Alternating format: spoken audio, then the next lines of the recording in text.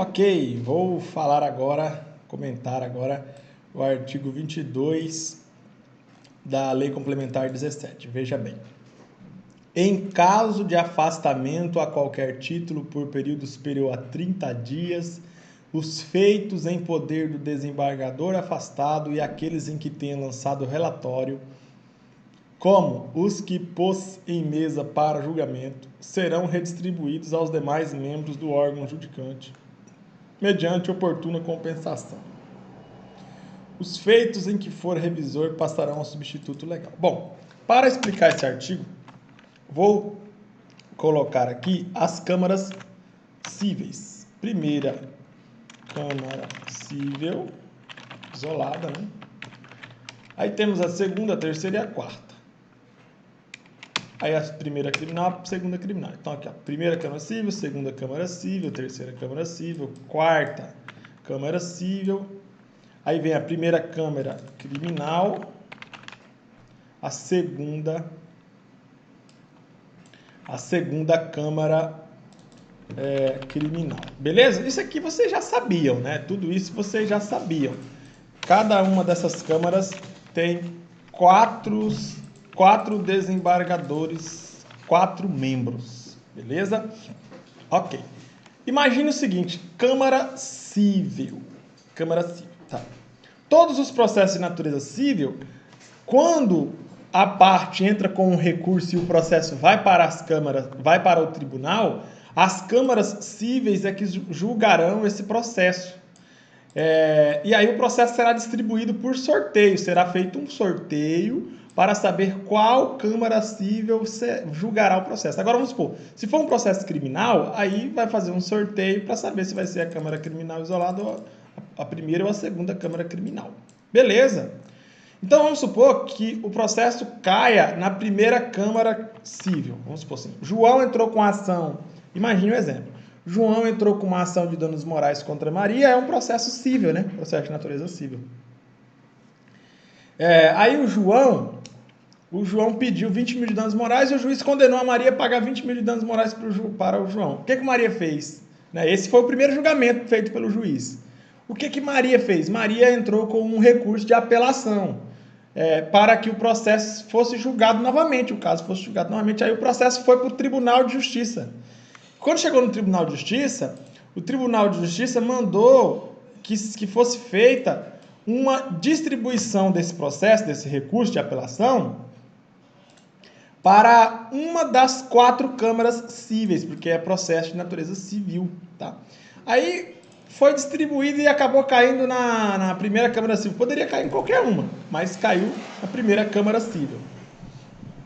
Aí, na primeira Câmara Cível tem 4 desembargadores. Vamos imaginar que tem o José, o João, o José, o Pedro, o Gustavo e o Carlos.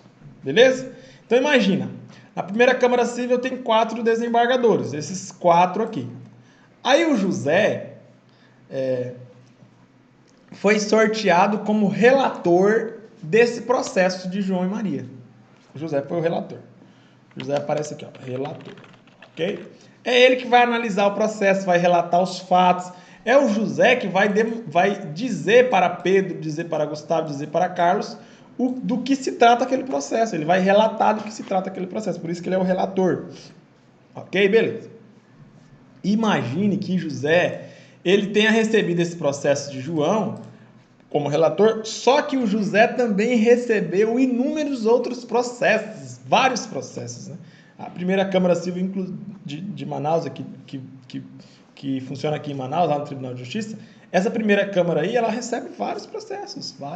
Assim como a segunda Câmara, assim como a segunda Câmara, a terceira Câmara, enfim. Então imagine que José tem aí 50 processos para ele resolver. 50 processos para ele resolver. Inclusive o processo de João. Aí o José, ele pega uma malária e ele fica de cama, fica em repouso, com atestado médico e tudo, e fica afastado de suas funções por 20 dias. Os processos que estão na mesa de José, para José resolver, esses processos continuarão com José, porque 20 dias é um período muito pouco, né? A lei entendeu que é um período pequeno. Quando José retornar, depois de 20 dias, José vai continuar resolvendo os processos que foram distribuídos a ele. Beleza? Ok. Imagine agora que José fique novamente doente. José pega uma dengue, é contaminado por uma dengue.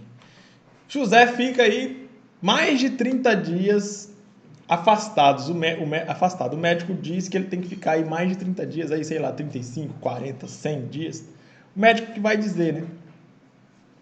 No caso de problema de saúde, é o médico que vai dizer. Mas pode ser qualquer outro afastamento, qualquer tipo de afastamento. Se o desembargador se afastar, esse desembargador vai ter que seguir a regra aqui do artigo 22, tá? Então vamos imaginar que o afastamento seja superior a 30 dias. Então, todos os processos que estiverem em poder de José, que estiverem na mesa de José, o que vai acontecer com esses processos? Serão sorteados aqui para os demais membros, ou para Pedro, ou para Gustavo, ou para Carlos, ok? Beleza. Serão redistribuídos, será feito um sorteio para dizer com quais desses desembargadores aqui ficarão os processos. Então imagine que José tenha, sei lá, vamos imaginar que José tenha 30 processos na mão dele. E José se afastou por 40 dias.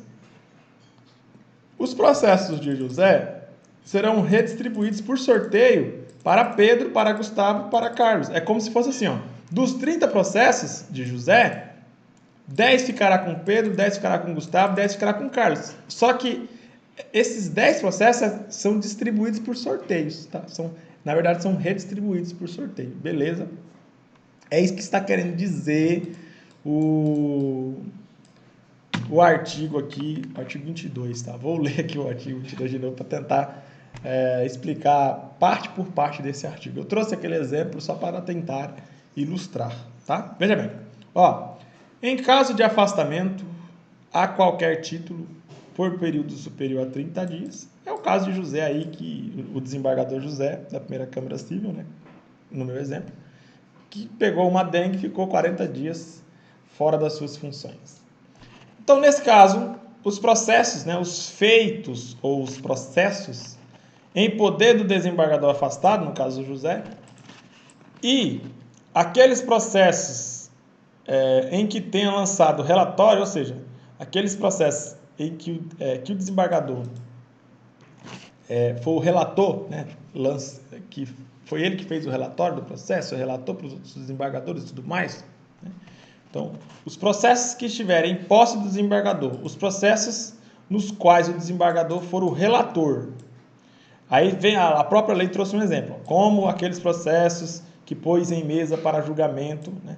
Todos esses processos aqui, os processos que estão em poder do desembargador e os processos em que o desembargador é relator, desembargador afastado, esses processos serão redistribuídos por sorteio, tá, aos demais membros do órgão judicante, ou seja, aos demais membros da Câmara a que pertencer o desembargador, ou aos demais membros do órgão julgador a que pertencer esse desembargador afastado. Beleza? Ok. Aí vem, ó, mediante oportuna compensação. O que significa mediante oportuna compensação? Imagine o caso de José. O desembargador José, ele tinha 30 processos, ficou afastado por 40 dias. Né? Beleza. Quando José ficou afastado por 40 dias, os 30 processos dele foram redistribuídos para Pedro, Gustavo e Carlos. 10 para Pedro, 10 para Gustavo, 10 para Carlos.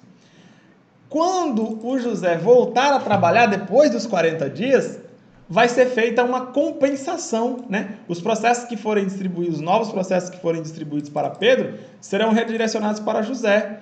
Os novos processos que forem distribuídos para Gustavo, para Carlos, também serão redirecionados para José, até se alcançar aí o número de 30 processos. Beleza? Tranquilo. É isso que está dizendo aqui o finalzinho do artigo. Aí o artigo ainda complementa. Os feitos em que for revisor passarão ao substituto legal. Então, Preste atenção aqui. Quando o desembargador ficar afastado por mais de 30 dias, aí vai se fazer o procedimento aqui de redistribuir o feito, de redistribuir os processos para os demais membros da Câmara ou os demais membros do órgão aqui fizer parte o desembargador, beleza? O desembargador afastado. Ok, tá tudo bem. Agora imagine que esse desembargador ele seja revisor de algum processo. Aí, quando ele for revisor de algum processo, esse processo no qual ele é revisor, esse processo será redirecionado para o substituto legal do desembargador, que no caso seria o desembargador mais antigo. Beleza? Ok. Então, lembre-se, processo em que o desembargador afastado for relator, esse processo será redistribuído para os demais membros do órgão judicante, os demais membros da Câmara, os demais membros do órgão julgador a que fizer parte o desembargador afastado.